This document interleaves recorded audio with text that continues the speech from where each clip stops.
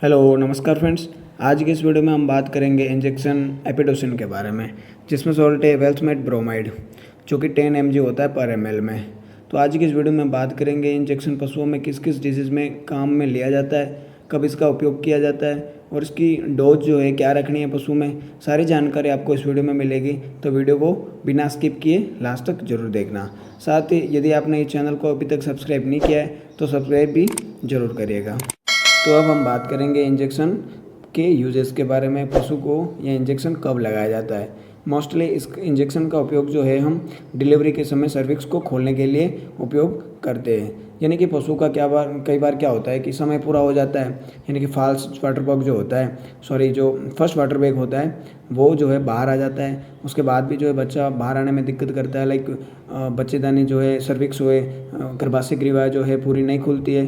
तो इस कंडीशन में क्या है कि हम यह इंजेक्शन का उपयोग पशु में कर सकते हैं। यह इंजेक्शन काम करता है जो रिलैक्सिन हार्मोन जो रहता है उसकी सहायता करता है, और क्या करता है कि गर्भाशय में संकुचन कराता है, और इस दौरान क्या है कि सर्विक्स जो है ओपन हो जाती है और बच्चा बाहर आ जाता है। यानी कि डिस्टोकिया में मोस्टली इसका उपयोग किया जाता है। कठिन प्रसव के केस में इसका उपयोग किया जाता है।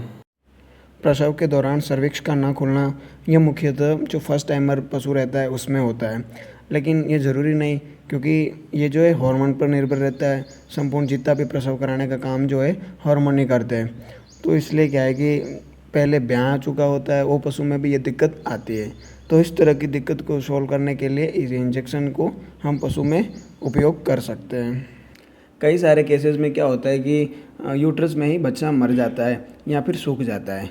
यह मुख्यतः गाय में ज़्यादा देखने को मिलता है। उसका कारण होता है कि प्लेसेंटा के माध्यम से ही बच्चे को, जो गर्भ में बच्चा पलता है, उसको रक्तापूर्ति होती है और साथ में न्यूट्रिशन प्राप्त होता है। तो किसी कारणवश यदि प्लेसेंटा से उसको रक्तापूर्ति और न्यूट्रिशन मिलना बंद हो जाता है, इस कारण जो है गर्भ में ही बच्चा सूख जाता है और वो बाहर नहीं निकल पाता है। कारण उसका रहता है कि उसको प्रॉपर प्रोजेस्टेरोन हार्मोन जो है प्राप्त होता रहता है, क्योंकि कार्पस लुटियम उसमें बना ही रहता है। तो इस कारणवश यदि ममीफिकेशन का केस उसको कहा जाता है, और इस केसेस में भी इस इंजेक्शन का उपयोग हम पशु में कर सकते हैं। कई बार फील्ड में क्या होता है कि हमें देखने को मिलता है कि पशु जो है उसको लेबर पेन होता रहता है, प्रसव पीड़ा होती है, और वो एकदम से वाइट डिस्चार्ज भी करने लगता है और प्रसव की आखिरी स्टेज में होता है। फिर भी क्या होता है कि उसकी सर्विक्स नहीं खुल पाती है, उसको लगातार 7 से 8 घंटे से भी ज़्यादा टाइम लग जाता है।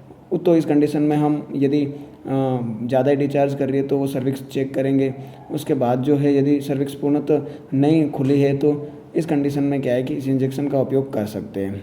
ऐसा नहीं कि यह इंजेक्शन लगाने के बाद तुरंत सर्विक्स खुल जाएगी, वो सर्विक्स की कंडीशन पर निर्भर करता है।